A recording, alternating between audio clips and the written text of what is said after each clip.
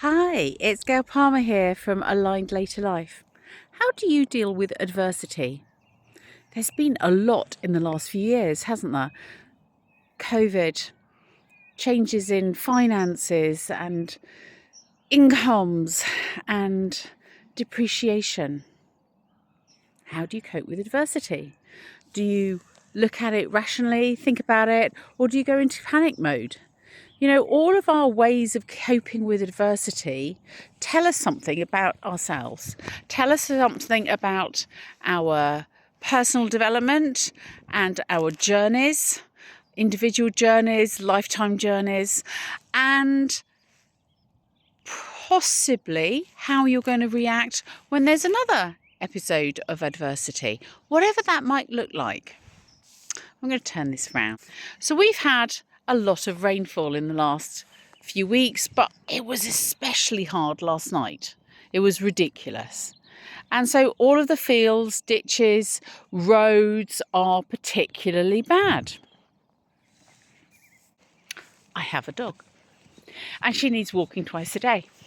So not going out is not an option, but you can get to places where there is less water, less chance of getting absolutely saturated, or you can just truck on through. Either's a valid option, or you can think of something completely different. So we've come out to one of the local farms. They've got a road that goes around in a complete loop, and it won't be completely dry, but it will be fairly dry most of the way.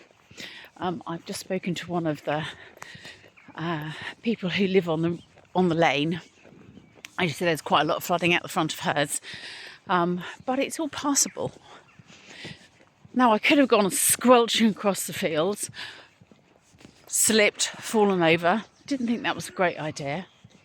Or I could have taken the car out, avoiding the flooded roads, gone down and walked to the beach, which was free draining, or various other things. I didn't want to do that. So instead, we have chosen the route of relatively least resistance. What do you choose? Sometimes I completely get that I am up for going the more difficult route. You know, we all get that choice. Other times I'm like, no, let's be sensible about this, or let's think of a better solution than the one that might immediately present. And this is the thing about creating an aligned later life. If you think through your strategies, whether that's around money, or around your lifestyle, or your health, or your wealth, any of that, if you really start to take stock of what you're doing, what's working, what's not working, and then look at how could you do something differently, what's missing, the presence of which might make a difference, that gives you power. That gives you choices that you might not otherwise have considered.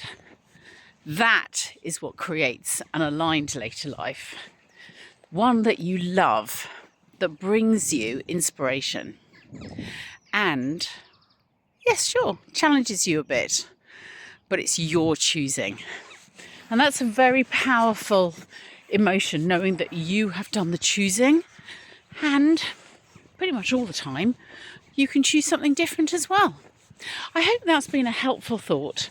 Have a great day. Please do come and use the resources at alignedlaterlife.com. There are free resources as well as paid ones. And see if you can up your life. Take care. Bye for now.